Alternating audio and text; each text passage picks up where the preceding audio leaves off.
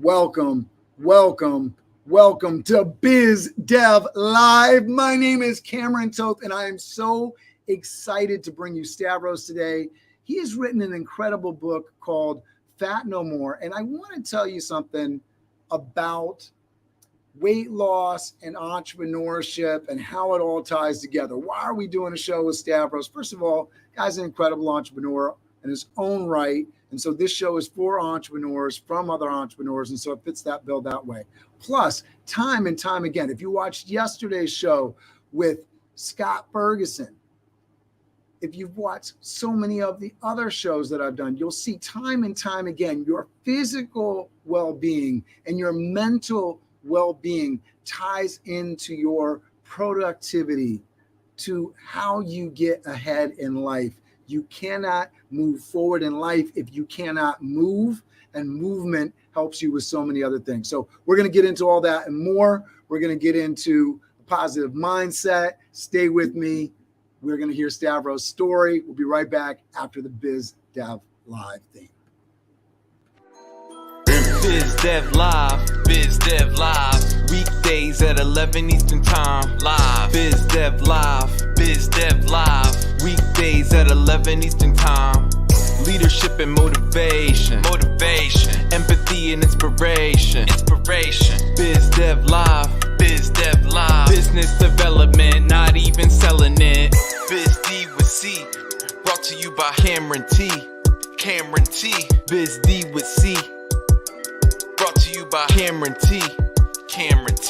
This is business development, not even selling it. This is business development, not even selling it. Business development, not even selling it.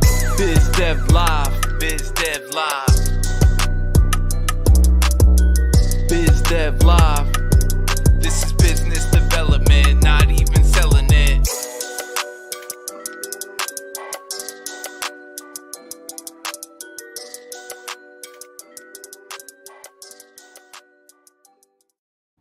Stavros is a 30-year veteran of the weight loss field, and he is the founder of the Stavros Method, an unconventional approach to weight loss that helps people lose weight for life by reconnecting them to 5 ancient habits that modern societies have forgotten. Stavros' position on weight loss and health was not shaped by simply studying in school. He was raised on a Greek island where thin was the norm and people lived long, healthy lives. That unique life experience gave him an insight on weight loss and health that very few weight loss experts have. I really highly recommend his book, 𝐹𝑎𝑡 𝑁𝑜 𝑀ORE. You got to check it out.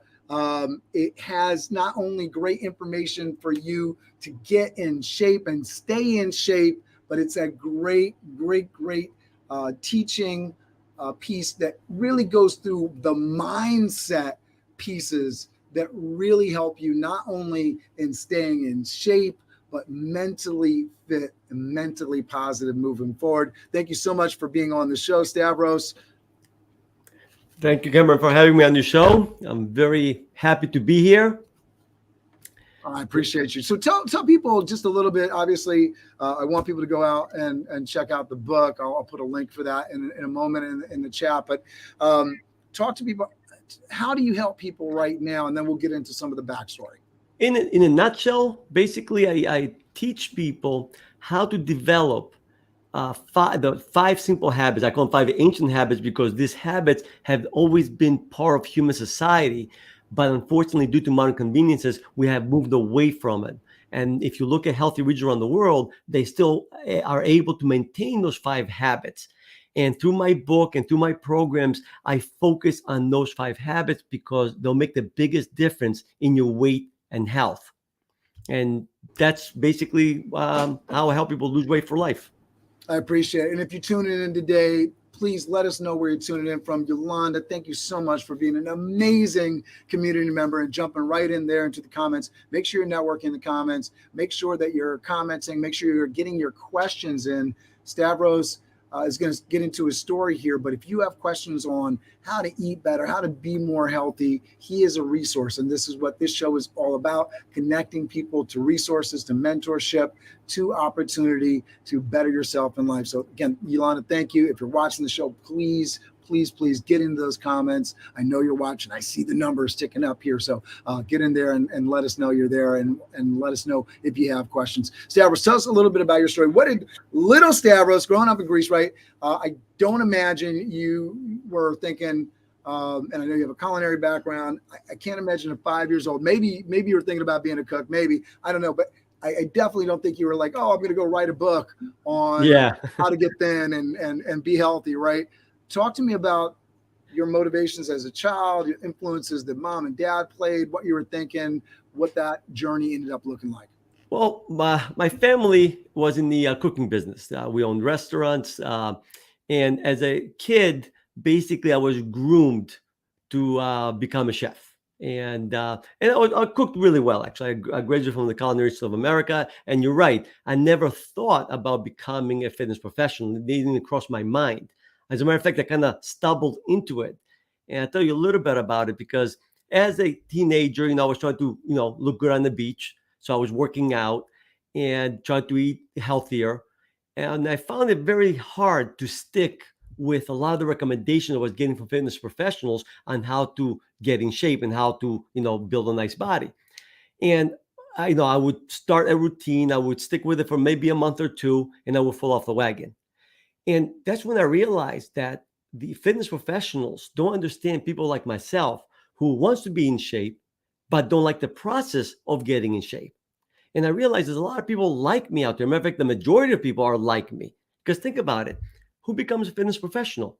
People who love fitness. They live and breathe fitness. They don't mind spending 2 and 3 hours in the gym working out. They don't mind, dying the next day, from being so sore. And they don't mind constantly watching everything they eat. Well, I personally do mind. I don't want to spend all my time in the gym. I don't know anybody out there that loves to spend hours in the gym working out. And I think that's where the disconnect came. Let me move back. So you said your parents were in the restaurant industry, right? Yeah. Right. And this is in Greece. And so how old were you when you were sort of getting familiar with the restaurant business in Greece? My father owned a restaurant. It was right underneath our apartment. So I was always in the restaurant business. I mean, Greeks, I know we have a good reputation for cooking really well. I know. And what part of Greece was this? Evia. It's an island. It's very close to the mainland, so we consider part of the mainland, but we're actually an island.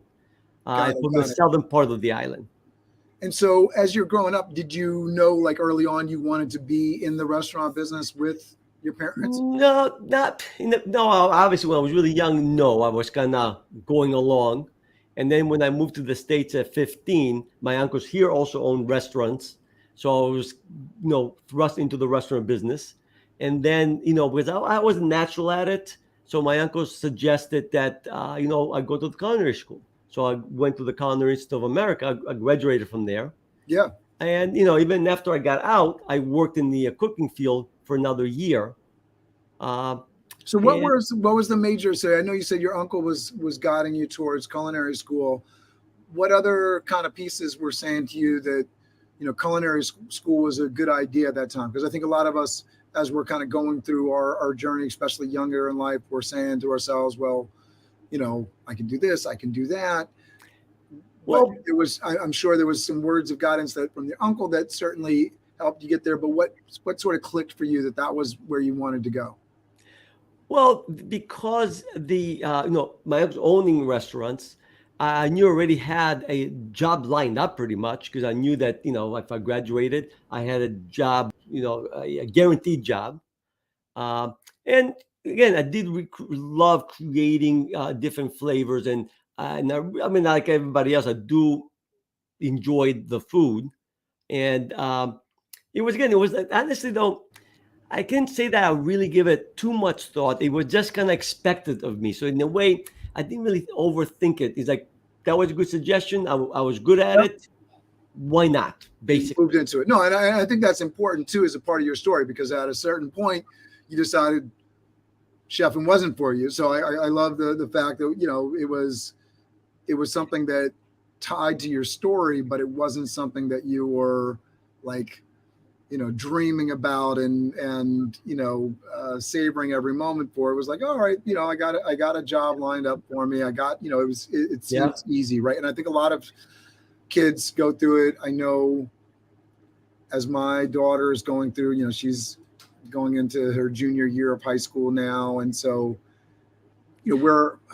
because of who I am and my story and how passionate I am about college and career, I can see the battle in her mind between what's easy, what's sort of laid out, what seems like a good natural path. And then, there's the pushing on my side of like, hey, have you examined every opportunity? Have you, and that's stressful, right? It's not, it's not easy. And so you see that battle playing out, right? Because, there's other things out there. There's other directions I could go. There's other things that I could do and be successful at. And so it's not easy, right? It's not easy being a young person having every single path. Sometimes it's easier just having that one set path. Exactly. I'm going down, I'm going towards. So you are going down this path towards the CIA. You get into the CIA. You had an experience. Tell us just a little, just briefly, because obviously you talk a lot about food and everything. What was going on at the Culinary Institute of America? So when we say CIA, right, we're not talking about the Central Intelligence. No, exactly. Right? It's the Culinary Institute of America, which I'm sure every CIA graduate has to deal with. And we're talking about their college, right? So the idea that you come from Greece, you've been through some of your restaurant background with your family, and now you're at a place that has the degrees, and you talk about this in your book, right? Just because somebody has a degree doesn't mean they necessarily know what they're talking about. So what are some of the experiences at the Culinary Institute of America that start sort of giving you some of that sort of let's drama, for lack of a better word, because you have some background, you have some training, you have some cultural differences with the United States of America that you're seeing because you've experienced that. What are you seeing at the Culinary Institute? The culinary school, great school, great school. I learned a lot. But that's when I start realizing that, do I really want to do this for a living? And I started questioning because unfortunately, I know my family meant well, but nobody really told me to think about what career do I really want. They just assumed that this is a great career, you're good at it, do it. But at the culinary school, I started realizing that maybe that's not my first career choice. And the other thing too, I started realizing that how much breakfast, of course, breakfast, most important meal of the day. And that's when I started thinking for myself, in the sense. I started getting old. And then when I started, I started thinking to myself, what else could I do as a living? What other things are out there that I would really enjoy? Because it's funny, after I graduated from the culinary school, I had a job at a Stanford Marriott at the kitchen. And there's one of the calendars that has different sayings in the back. And I remember driving down, it was like a 45-minute drive.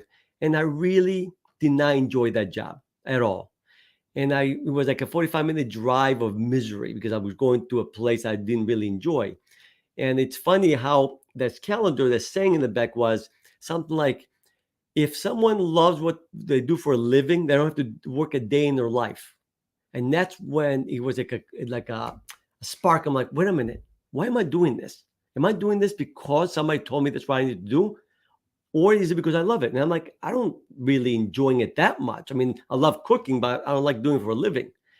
And that's when I started searching for what else would I be good at. And that's when I realized, I'm like, wait a minute, there is a need for a fitness professional who does not love fitness, but can get in shape. And because a person like that will better understand the average person who loves to be in shape, but doesn't like the process of getting in shape. And that's how I slowly start researching, because I didn't just quit my cooking business. I started researching and started looking at what else can I do for a living. And that's how I end up in the fitness industry. And I love this. And this is a great reason, for folks that are watching this, it's a great reason to have face-to-faces with folks. And so me and Stavros, we're talking about his career and his track record, and right, going through this time. And he starts mentioning the Stanford Marriott where he worked and started having some of these epiphanies. I was like, oh, I worked right next door at the Scientific Group on the 8th floor of this building that's sort of connected, right down the street from the Marriott. And I was having some of those kind of epiphanies myself in my career in that building at the same time. And so we happened to be in sort of the same area of the world, but we didn't obviously know each other, hadn't bumped into each other, and would never have done so if we didn't reach out to each other on LinkedIn. So if you're in the comments today, if you're not in the comments, get into the comments, make sure you're connecting, make sure you're networking and setting up a face-to-face with somebody and having a conversation, getting into the backstory, because you never know that these connections exist, or the fact that you've been in the same area. Maybe you grew up in the same area. Maybe you've met Stavros before, but you didn't know he grew up in Greece, right? Yeah, these kinds of things. And so talking about these things, I love it, because you get into some of the stuff that you just would never know if you didn't dig into somebody's background. So you're sort of in this place where you're in a corporate culinary job, and you're seeing that there's an opportunity that exists because you're not really loving what you're doing, but you're also seeing that there's a need, right? There's a niche to fill. And right. And so you're like, man, these fitness guys, they're all like gung ho. They're like doing these exercise videos. They're smiling. They're encouraging people to work out. But what about that person that is not perky and excited about working out? How do we help them? How do we serve them? Exactly. And I'm like, and I was thinking, if I can get myself to work out regularly, I'm sure I can help other people. So I went back to school. I got certified by actually the top certification companies for personal training and weight management. I got all that, knowledge, and and then I quit my job. I gave them plenty of notice, and I started working in my first job in the fitness industry was at the YMCA in Brookfield. That was my first job. And I worked at 2 different gyms actually, and tried to, get into the fitness field. And what I realized is that in the beginning, I was teaching my clients the same stuff that other trainers taught me that didn't work. But here's the problem. That's what I learned in school, though. In school, it taught me how to train, how to approach fitness. And I'm like thinking, wow, I became the trainers that I did not like their approach. But how can I become anything different when I went to the same schools, same certifications, same programs? And my epiphany was when I was having a conversation with my mother, and we're talking about diet. And she says to me, Stavro, why are you teaching your clients that breakfast is the most important meal of the day? And I'm like, well, that's what I learned in school. I'm going to look at all the studies. And the quick question that she asked me, well, in Greece, did we eat breakfast? I go, no. On the weekend, sometimes we did, but it wasn't a meal that you had regularly. Sometimes you need mom to knock some sense into you. I love it. Exactly. You see, mothers are great. It's good to, sometimes help you get back on the right track, And that made me question. I go, what else have I learned? Oh, and by the way, back to the breakfast thing. And it's like, who is healthier, or at least at that time? In Greece, thin was the norm. Cancer was a rare disease, and people were in great shape. And here we were taught that breakfast is the most important meal of the day, and yet look at our shape. And that made me question what I was learning in school. And that's when I started thinking for myself, and I started questioning everything I learned in school. And I found out a lot of the things that I learned that were not based on hard facts, actually, was more on opinions and actually smart marketing. Because unfortunately, a lot of the way that we eat today is influenced by marketers to help them sell more food. And that's unfortunately the sad truth. And that's where I started. The people that have a stake in you eating breakfast obviously want to promote anything and everything.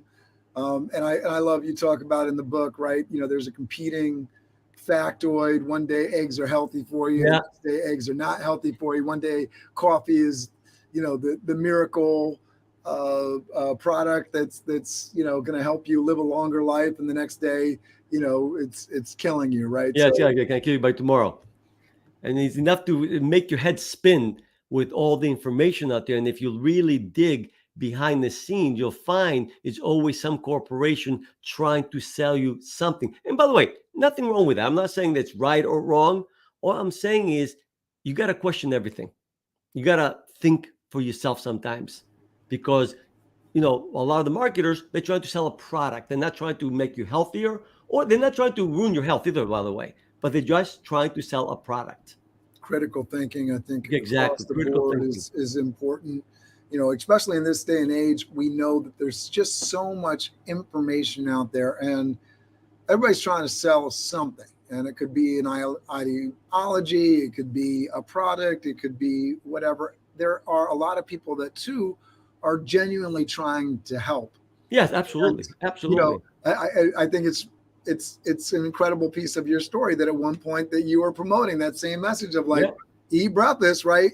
Because you thought you were trying to help. You were working off of the information that you were being provided by intelligent, educated professionals, and that's what they're saying. And so you're saying it. And so it took mama to come and whack you in the head and make you think a little bit, like, wait a minute, think for yourself. But the one thing I talk about people trying to help, I think all fitness professionals are truly trying to help people. I'm not questioning their drive.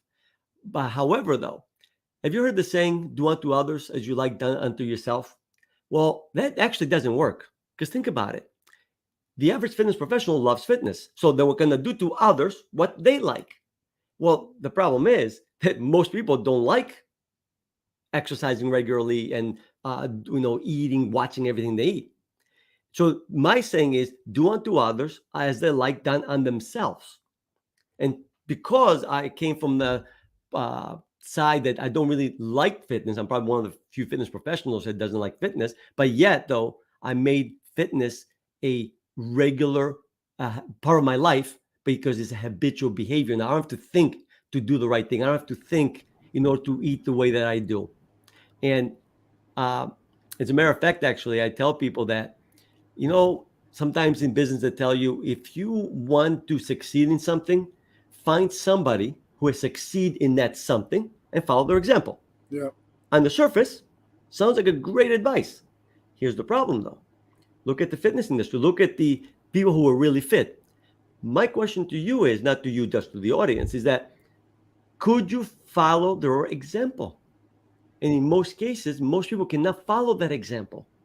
And although they're trying to, they can't because of life circumstances, likes and dislikes. There's a lot of things that... Well, it's an interesting thing to me that a lot of the gurus of health that are saying, hey, do X, Y, Z to look like me. Well, I run a business. I have a family. My priorities are spending time in those areas. Exactly. Not working out 3 times a day on a beach in a South American country, right? Yeah, exactly. It's a whole nother kind of lifestyle. So you got the Instagram like fitness model that's certainly saying that. I think there's definitely, obviously, there's so many different people in the health and wellness space. And so you get so many different examples of people that, they do live their life around fitness. And then there's other people that are come at it from a different way. But obviously, if you're spending the majority of your day working out and cooking healthy meals, you're probably not doing a lot else. I mean, they found a niche where they can make money off of themselves doing that because people are going to consume their content, consume the products they're selling because of the way they look and, that sort of thing. Yeah. So what I did was I'm like, well, what other example could we follow? Was there any other better examples out there? And that's when, again, I went back to my background, like, wait a minute, I go, in Greece, we were thin, healthy, and yet we hardly thought about our health or healthy eating or exercising or any of that stuff that a typical fitness professional thinks. Why is that? And that was, again, that was my epiphany again. I'm like, wow, it's because all the healthy behaviors that are keeping us in shape are habitual behaviors. In other words, we didn't eat the healthy diet that we ate because we wanted to be healthy. We ate that way because our traditions taught us to eat that way. So it was like the default. We ate that way, or the way that we walk because we did a lot of walking. We didn't walk because we wanted to be healthy. We walked because it was a tradition to walk. I'll give you an example. Traditionally in Greece, when you go out for dinner, in the summer especially, where all the restaurants are outside, you don't go to a restaurant, you plop down, you order, you eat, and you go. You go out, you walk back and forth. It's like a main street, and there's all the restaurants in a row. You walk back and forth for around 30 minutes before you sit down to the restaurant. Then you sit, then you eat, then you get up and you walk a little bit more before you go. Usually the desserts are at a separate restaurant. But anyway, and that was my aha moment. I'm thinking, okay, what are the healthy behaviors that we had in Greece that kept us in shape? And then I looked at other healthy regions outside my own and looked at, okay, what healthy behaviors do they have in common? And by the way, that's how I end up with the 5 healthy behaviors that I teach today. Is not, I didn't make up those behaviors. I just looked at healthy regions and what do they have in common. And that's how I came up with those 5 behaviors. And by the way, are there more healthy behaviors than these 5? Absolutely. But these 5s I found have make the biggest difference in people's weight and health. And to me, I advise the five healthy behaviors. Can you just walk us through those? Oh, sure. The first health behavior is obviously exercising, but not necessarily in the gym. Exercising, I consider any kind of activity. So that's the first healthy behavior you want to develop. The second one is what I call it taking regular breaks from food, or I call it a 16-hour habit. It's similar to intermittent fasting, because I realize in all healthy regions, people regularly go for 16 hours or longer without eating anything. And come to find out, that's really good for your health. The third one is learn to eat out of true hunger and no more than 2 times per day. Again, how many times have you heard of a nutritionist tell you, make sure you're hungry before you eat? Hardly ever. So to me, no, you got to be hungry before you eat. So the fourth habit is learn to eat slowly and mindfully by paying attention to your FPMs. And that's a term I actually coined. It stands for forks per minute. In other words, how many times you put the fork in your mouth when you're eating. And you should try to keep it under 3 per minute. And also part of the same habit is stop eating when you satisfy your hunger. And again, if you learn to pay attention to your hunger and you learn to eat slowly and mindfully, instinctively you will know when to stop eating without having to count anything. And the last of the 5 habits is make junk food special. I'm a realist. I love junk food. It's unrealistic for me not to eat my chocolate. So what I did instead is I made it special. Like in Greece, we had our fair share of junk food. But the reason it didn't affect our health is because it was treated as something you had once in a while, like on the weekend, special occasions, holidays. And if you treat junk food in that manner, guess what? You can have it without affecting your health or weight. So those are the 5 habits. Yeah, I think, birthday cake once a year is fantastic, right? Birthday cake every day of the year, probably not so healthy. Exactly.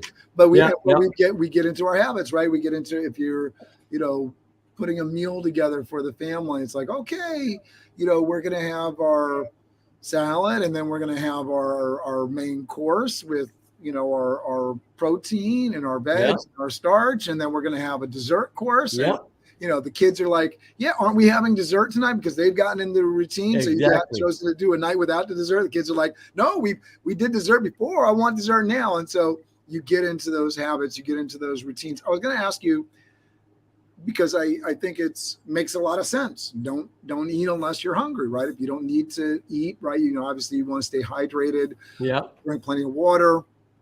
Obviously, sustaining your body, making sure that there's fuel in there is important. I'd love to get some of your ideas on, like, well, if you run and you do these physical activities, what should you be doing to make sure there's fuel? And I think so many people talk about that, right? And I think if you go back to the breakfast is the most important meal of the day, what people are talking about is they want to make sure that you have fuel in the car. But like you were saying, so many times we put fuel in the tank, and unlike a car, we have the ability that even though the gas tank is full, we can keep going. You do that with a vehicle, gas spills out all over the ground. Yeah. It's a dangerous situation. You're not going to do that.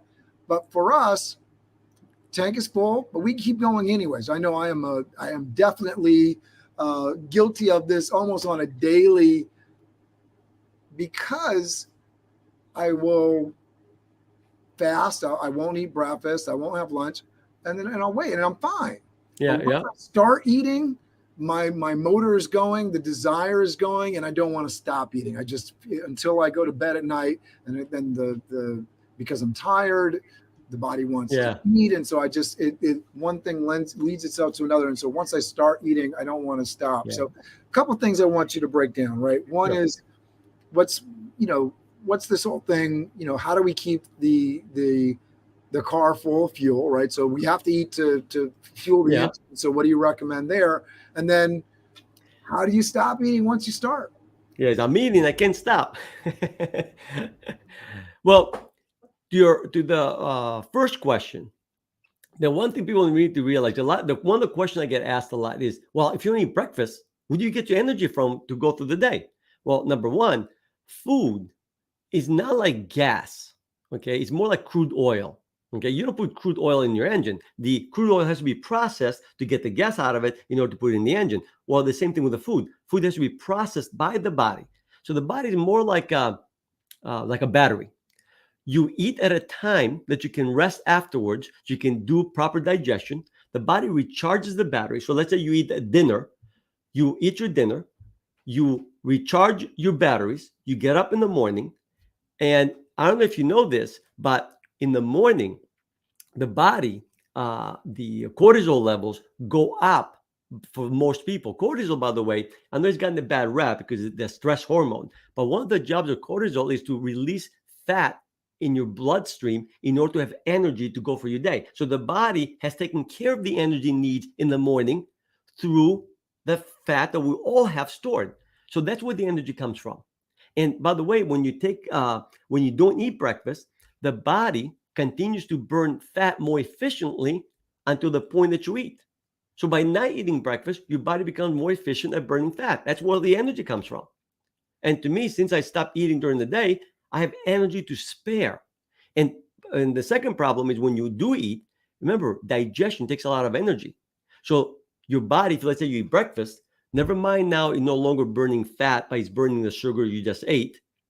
Also, the body has to digest the food you just ate. So it takes energy away from you. That's why a lot of times after eating a meal, especially if it's a big one, you feel lethargic and tired. Well, I was going to say, I mean, one of the things that sort of got me on the road of not really eating breakfast and lunch was the understanding that immediately following a meal, my energy level just goes up. I'm falling asleep. I'm tired. And so in the morning, I'm fueling myself with water. I got my coffee, which, may or may not be the most healthy solution in the world, but I definitely enjoy it and I love it. Yeah. And we talked about this before jumping on air today, but the idea that I think it's really important for people to understand is, if you have that favorite thing, let's say breakfast is your favorite meal in the world. Those are the foods you most enjoy. There's nothing more exciting to you than waking up and cooking a full, healthy breakfast. Well, I think you just turn the system around, right? The understanding that if that's what you absolutely enjoy and that's what gets you going in your day, well, then maybe you're not eating, these meals at the end of the day, right? You're focused on, it's not so much the idea of like when the meal is, just like maybe we don't need to eat 3 huge meals a day, right? We don't, because I had a debate once. They had me on the radio show and they brought in what I call a regular nutritionist. And we had a debate. And the question I asked her was, can you show me one healthy region around the world? One that eats the way that traditional nutritionists recommend, with breakfast, lunch, and dinner, snacks in between. There isn't one.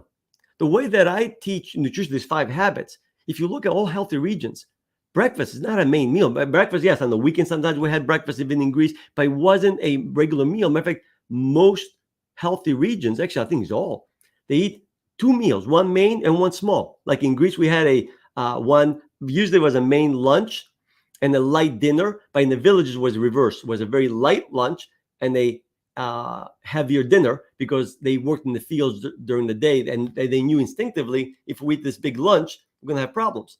And guess Right. what all regions did after their main meal? Right. I'm not going back out into the field after a big lunch and Yes, and feeling exactly. like I got tons of energy to start whacking away or doing what I need to do. I think it's so really important, you know, the cultural differences and what people have sort of led their lives. I mean, I know for myself, obviously I was of a younger age at the time, and that, you know, the body is a much better eliminator of junk when you're Yeah, young. absolutely. Systems are optimized. But I didn't start gaining weight, even though I worked in food service for much of my life. I didn't start gaining weight until I went to an office job, and I was sitting down for a majority of my day, versus as I was in catering and food service, I was more on my feet. Even though food was all around me, Yeah. I was on my feet, and I would be on my, you know, 10-hour days, that kind of thing. But I didn't start gaining weight until I was sitting down in an office cubicle. That's when I started drinking coffee. Yeah. And then there would be the office snacks. And so you'd just be sitting down, and there would be snacks around you, and you're doing things because you're sedentary. And so you're doing things to, you know, keep your, I guess, for lack of a better word, your body engaged. And so, you know, the donuts and the brownies and the this and the that were brought in, you know, they're so easy to consume, and it becomes such an easy habit day to day. All right, you know, so and so brought in this, or, you know, I'm going to go sit down and get a nice lunch to break up the monotony of the day. Exactly. But you said it perfectly, though. I'm going to eat lunch so I can take a break from my work. But are you eating lunch because you're hungry, though? And that's one thing that I see Right. that not too many nutritionists are teaching. And to me, it's vital that you learn to eat out of true hunger. Most of the time, by the way, I'm not a perfectionist. I believe in the 80-20. If 80% of the time you do the right thing, your body will forgive you for the 20% of the time that you don't. And that's the way I live my life. And same thing with my kids. I try to teach my kids the same habits that Monday to Friday, you know, we eat the best on the weekends. By the way, weekends starts after 5 o'clock on Friday. Everything goes, but you'll find if you're eating really good during the week, even on the weekends, because you can eat your junk food, you'll find that you're not going to crave them as much. You'll find that you'll be satisfied. Even my kids, you know, that we drink soda sometimes, we eat chocolate. They can have half a can of soda and dump the rest because they don't have that drive that, oh my God, I'm having soda, I gotta have it all. And let me say this, because I think that's such an incredible point, because we have that habit in our family. I don't allow kids to have soda in the house. And so, you know, soda is something that we have at the family parties and at, you know, special events and that sort of thing. And it's exactly that. But I see the difference in some of the other kids where they have different rules in their household, where they can take, you know, a medium or large soda and it just goes down. Whereas some of my kids that are not in the habit of drinking soda all the time, I'm sitting there, I'm not always looking at it as a positive way. Here, I bought this soda or whatever. You know, you just do it out. But then you know, a lot of times too, I'm also saying, well, you know, it's soda. They don't need to. They don't need, and it's good that they didn't finish it. It's a different way of looking at food, looking at the way you train yourself, train your kids, train your family with the healthy habits. I think that's what it really gets down to, right? These healthy habits. Let me jump into some of these takeaways that you have here. What you focus on, that is what you get more of. So talk to us about that. A lot of people like but for example, they focus on, like, let's talk about breakfast, for instance. You know, and because a lot of people love breakfast, and for some people it's very hard to break the habit. But the reason they can't break the habit is because they focus how much they're gonna miss breakfast. They focus on how they're the type of people that they cannot live without it. And I can't do this. I hear this all the time. Well, that's the way I am. See, instead of focusing on becoming a person who doesn't eat breakfast, for example, they're focusing on that I'm a person who loves breakfast. Well, if you think that way, it's going to be very hard to break away from that habit. You have to start seeing yourself and focusing on basically what you want to become, not what you are right now, but who you want to become. You're focusing on the solution, or the body that you want instead of the problems. If you're focusing on the problem of, let's say, giving up breakfast, you can get more of that problem. That's why it's important that you focus on what you want in life, because I do believe in the secret, which you attract what you spend time thinking about. And I think you should be focusing on how would it be when I have the body I want. In other words, the one visualization I tell my clients to do every night is see yourself already having the body that you want, the health that you want. See yourself already, let's say we're working on the habit of getting rid of junk food during the day, during the week. See yourself already doing it and focus on that instead of focusing how you can't do it and how I can never lose weight. And we're focusing always on what is getting in our way of getting what we want. Yeah, I want to bring this, and we talked about this yesterday on the show. I was talking to you. I had Scott Ferguson on the show yesterday, and great information. If not even breakfast is a new piece of information yesterday for me. Trampolining. He talked about trampolining. Yeah. There's so many different ways, and it's an abundant world. And there's so many different ways to do things, and so many different health things that can work for you. It's about being exposed to those things so that it makes sense, right? But we talked about the reticular activating system, and the idea that if we are focused on something, and so, a great example of that, you bought a new car. He was talking about buying a Tesla and starting to see a Tesla everywhere. I know in high school, one of my first interactions with this was also around cars. I was falling in love with the Ford Expedition, and then I just started seeing Ford Expeditions everywhere. And so if you've ever been in looking for a car and seen a particular car that you'll start to see them, right? And it's not that they weren't there before. Exactly. Right? It's the fact that your brain filters out so much information for you. It does you the favor. It's the thing that allows your name, for you to hear your name amongst noise, right? So you're at a restaurant, busy restaurant. And I think it's such a cool thing because it's what allows us to function normally. Somebody that doesn't have this working, if they walk into a restaurant or a big noisy room, a large meeting, if this isn't working properly, and you may have moments where you're going through stuff, you're feeling sick, and what happens is this isn't, there's something that's not clicking in the brain, and you can't shut it out. You hear all the noise and you hear all this stuff, and so you can't focus on what's going down in front of you or the conversation you're having, because there's nothing filtering out all of this different noise out. And so it's such an amazing part of our body, and it can work for us in a positive way. Yeah. It can work for us in a negative way, because if we choose to focus on the negative, this RAS system, this reticular activating system, it is going to filter in all of that negative information that we're looking for.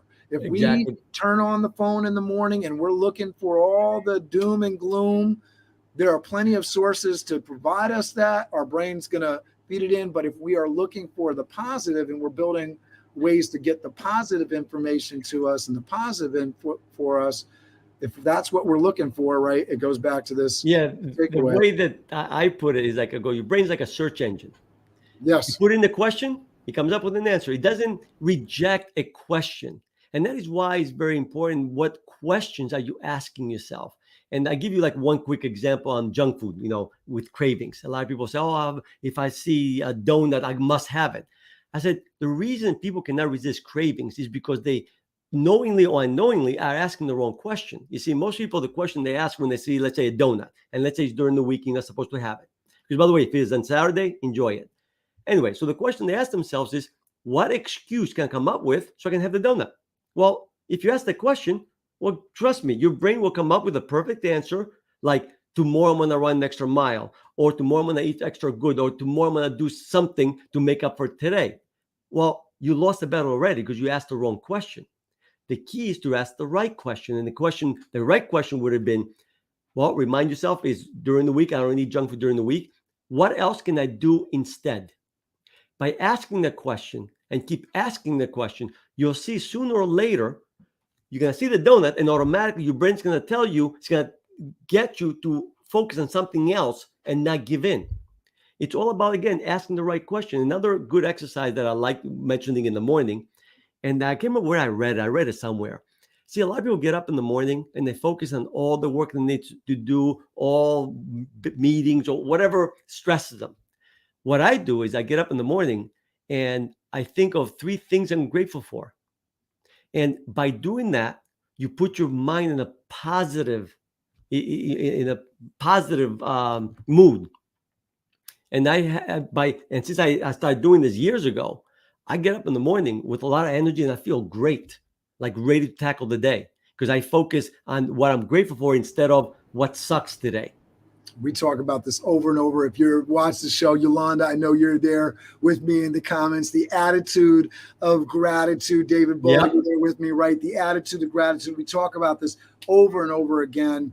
Glenn Lundy was on the show. Whoever it is, right? The attitude. Scott Ferguson yesterday mentioned over and over again. People that are successful, they are gracious. They are in an attitude of gratitude. They are thankful. They understand that the world is abundant and we are thankful for so much.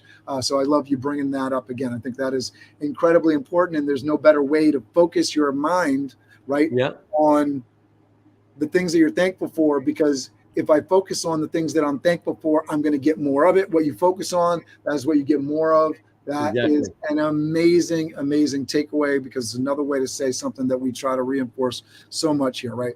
Just because something is popular, it does not mean it is right. So what do you mean by this? I think we've kind of hit on this, but I think this is important, right? Because, all these fad diets come up, all these different information that's out in the mainstream media.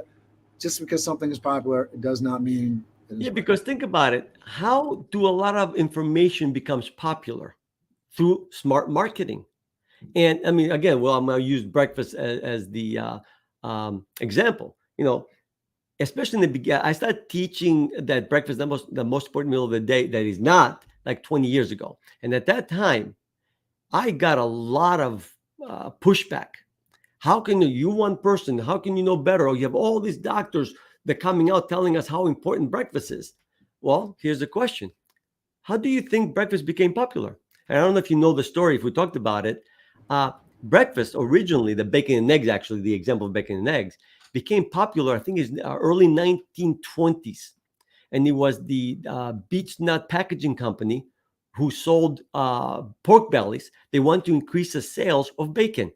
And the way they did it, they hired Edward Bernays, which, by the way, is the, I think, his nephew of Sigmund Freud, the famous psychologist.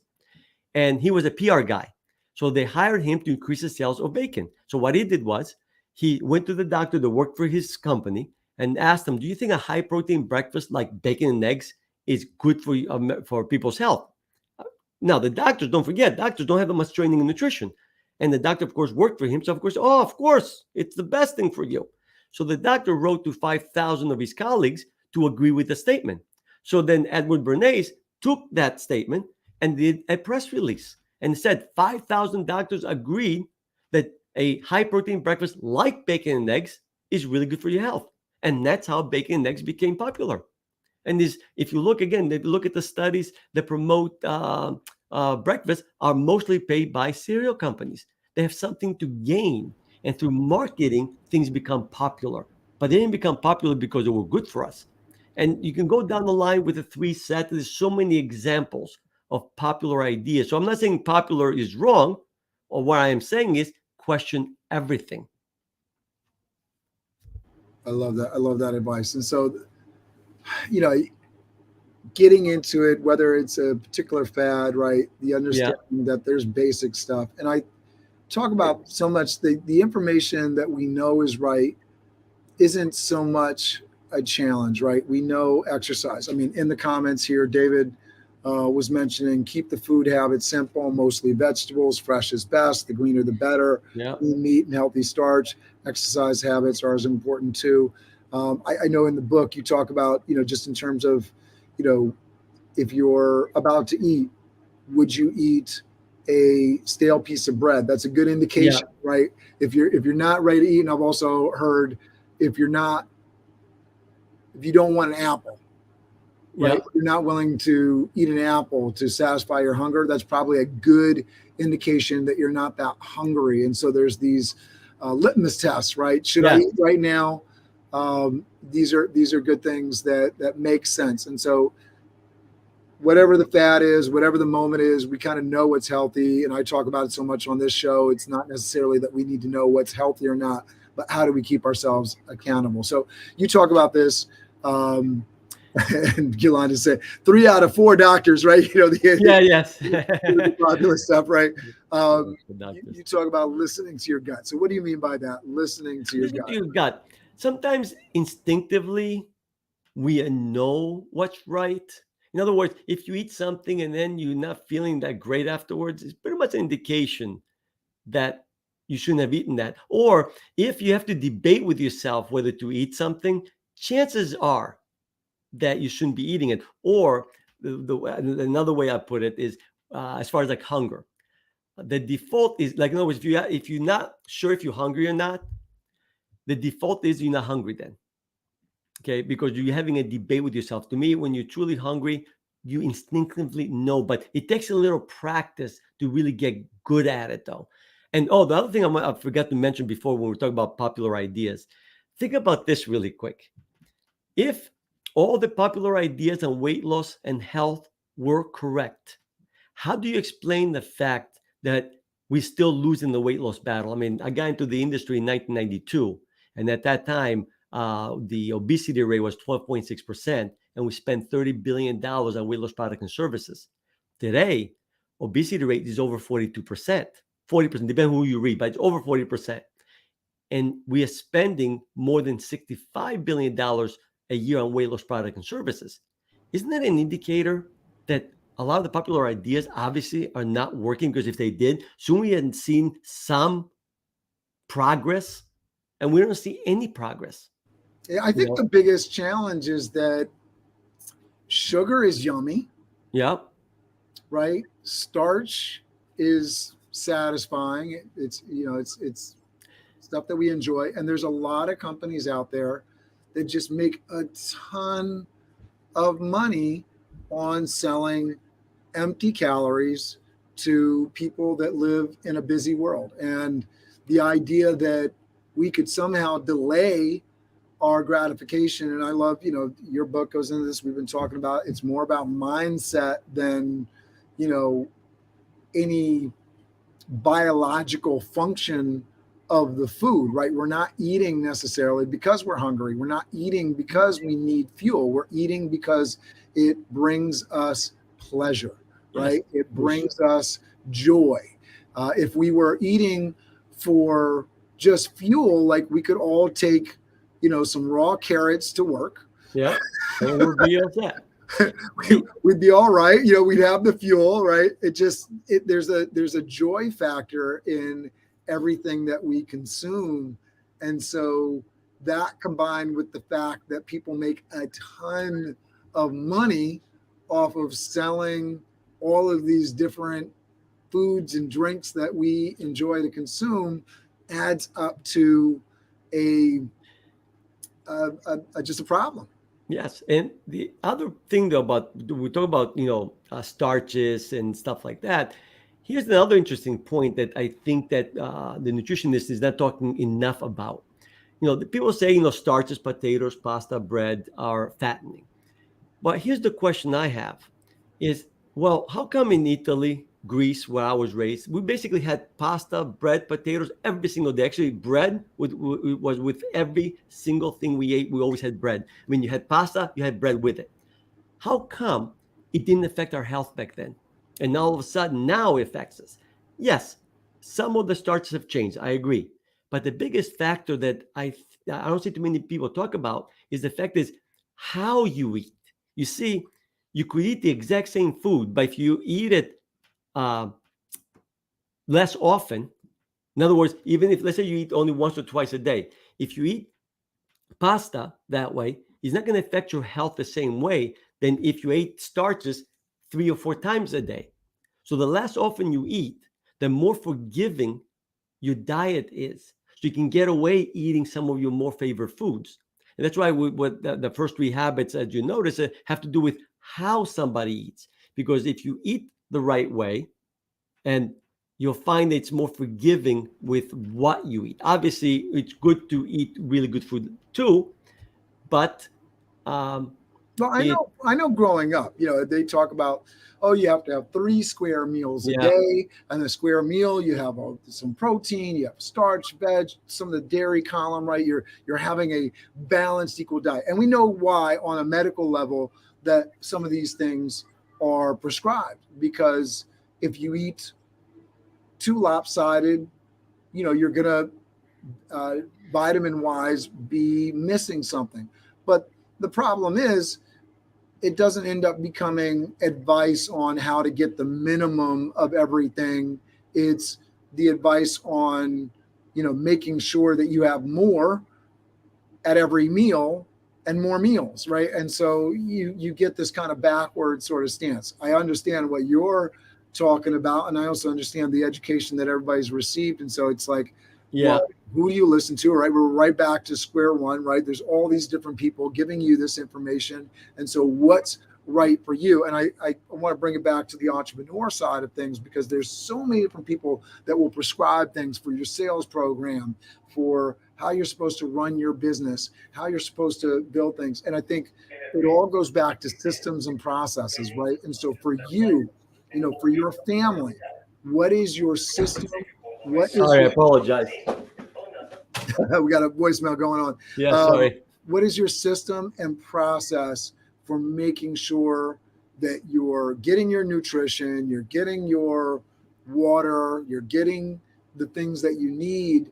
And what is your system and process for making sure that you're healthy and you're fit?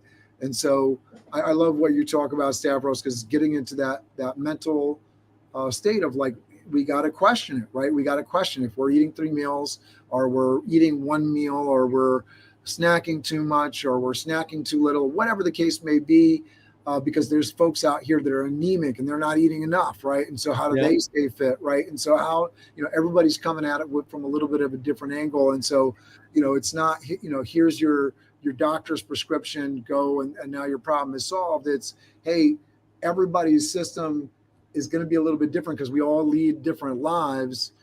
Let's not eat too much. Let's understand that if we're eating at times when we're not hungry, we're probably overfilling that gas tank. And what happens when you overfill the gas tank? Same thing that happens at the gas station. It creates a dangerous situation. Then we're talking about, my father's a victim of diabetes, right? Yeah. And so he's a victim of diabetes, not because diabetes came up and held him up at gunpoint, right? He's a victim of diabetes because he had unhealthy eating habits. And so here's the challenge that's laid out to us. What are we doing to get ourselves mentally in shape to combat all of the forces out there that have made this incredibly delicious stuff way too easy to access at any moment, every moment of every day? Well, to me though, the first step, is to develop a healthy mindset, a healthy way of thinking. Actually, that's the first step I do with my clients, like develop a healthy way of thinking, so you will be able to resist. I shouldn't even say resist, because actually you get to a point, it doesn't even affect you. In other words, I'll give you an example. I used to be a huge junk food eater. Now, during the week, and offer me my favorite junk food, it wouldn't even faze me. You see, that's where I want to get to. I don't want you to have to use will to do the right thing. To me, the willpower is something you use in the beginning to develop a behavior. Once you develop a behavior, willpower should not even come into play at all. The other thing that I believe is that when I went to school and I took nutrition, according to them, with all the vitamins, minerals, everything that you need to be taking in order to be healthy, you need to be eating from morning to night. And even then, you might not be able to get everything in. And the question again I raised, could it be that they over-exaggerated everything that we need in order to be healthy? Because in Greece, 1.5 meals on average, we're able to get everything in. And we did not eat that much food, and yet we were extremely healthy. So, anyway, so I think a lot of things have been exaggerated as far as how much food we need. The next point, as far as, especially today's society, which we are overwhelmed with too much information, how do you apply all this information into your life? And here's one of my favorite sayings is that knowledge is not power. Applied knowledge is power. So you can sit here, listen to all this information, but unless you apply it into your life, it's not going to make any difference at all in your life.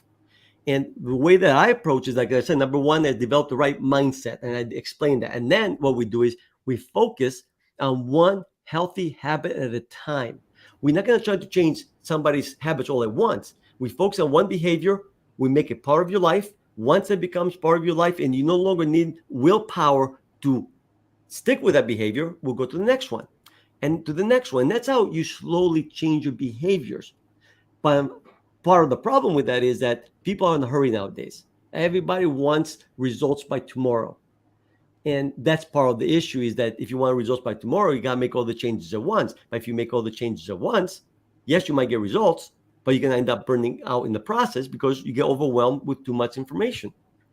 And that's almost like a catch-22. But that is why you got to develop a healthy mindset first to take the right approach, if that makes sense. Absolutely. And I want to tell people, go out, connect with Stavros, get your mentorship, get your accountability partner in this area, because it's tough. I know it's tough for me. I can speak from personal experience going up and down in weight. You know, pandemic was fabulous where I just had time to spare. And so I had long workouts, and then I would come back and because the kids weren't going to school, and it was summertime, and I was doing the burpee challenge. And so I'd go out, work out, go to the park with the kids. We'd go out later in the day. I was losing weight, right? And I wasn't spending as much time eating, and I was enjoying life. But then you get into the grind, and then kids are looking for meals, and you're eating out more. Oh boy, right? You know, now here comes the pounds, and here comes the unhealthy mindset around the eating. Oh, I got to eat at this time because this is when the family's eating. And I think, you know, when people, well, what do I do? I'm eating with the family. Well, listen, nobody tells you that you have to eat your whole plate of food and then finish what the kids are eating, right? We can choose to do things differently, and having a healthy mindset is a big deal. One quick example to what you just said, actually, but that works really well. You see, a lot of people ask me, well, what should I do if my family member brings in some junk food? Well, the reason you think that way, because you have the victimhood mentality. In other words, I tell my clients, start seeing yourself as the example to others. In other words, the example to your husband or your wife or your kids. And once you start changing your mindset and you start seeing yourself as the example instead of a victim, you'll find you have a lot more power to resist anything around you, because you start seeing yourself as the example. And in the sense, like, especially your loved ones, like your husband or your wife or your kids, is by me doing the right thing, you're hoping to influence the other person. And I find that mentality, it's a lot easier to resist and not give in to somebody else's bad habits. Absolutely. Stavros, this has been amazing. I'm hoping people choose to have a better mindset, or when it comes to their own health. I know my dad has just been through a really challenging time, had his toe removed because of, complications caused by diabetes. This is not something that anybody should take lightly. My father's 80, but there's young people that are suffering from challenges with obesity. You can't live the life you want to lead. You can't be, and it's like, it's a spiral kind of thing, because, especially for those that you're eating too much and then you feel guilty, it puts you in a negative mindset. And so you eat more and it spirals down. Right. And so staying away from that. I know I've gone through that as well, just feeling bad about myself and then eating more because I feel bad about myself. Right. Getting yourself out of that, focusing on what you're grateful for, focusing on things outside of food. Sometimes the worst thing that we can do when we're trying to eat less is we're thinking, right, because we're going back to that reticular activating system, because we're saying to ourselves, don't eat bad food, don't eat bad food. But what are we saying? We're saying bad food, bad food. Exactly. That's what you think about. Time, right? And so that's what we want, versus let me go be physically active. Let me go enjoy life. Let me go do these positive things. And so if I'm focusing there, then the healthy food stuff is a backdrop, and it's just literally just the fuel that we're feeding the engine and not the thing that we're focusing on the course of a day. Yeah, we got Landa doing some clapping thing in here. I love David Paul's comment. Yes, mine says the most important component, create mini goals of eating and fitness, which are doable. Those will build to harder habits. This concept has led me to become a marathon runner, but it started with walking a mile. Congratulations, David. That's amazing. Yolanda, that sound device, make yourself the example. I love that.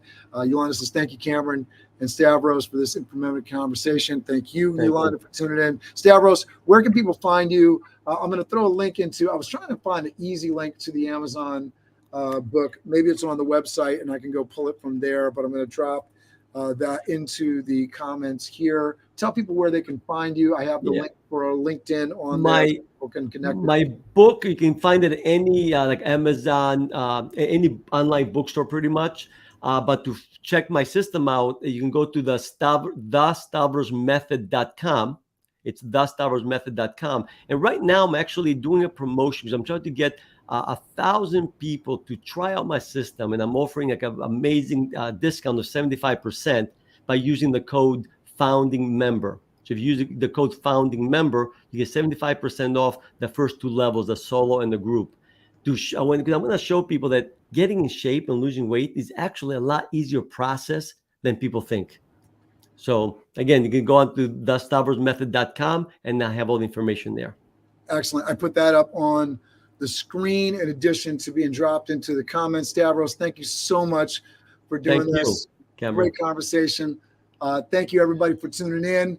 BizDev Live will be back, but I'm taking a break for August. So if you don't see a show for a while, don't worry. I'm not going anywhere. We're getting the fall schedule together. I love you all. Thank you so much for making this show what it is. Stavros, you're awesome. We'll play us off with the BizDev Live theme here. Thank you. Thank you. Thank you.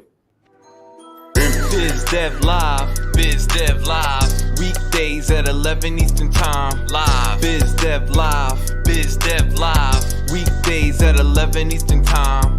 Leadership and motivation, empathy and inspiration, BizDev Live, BizDev Live, business development, not even selling it.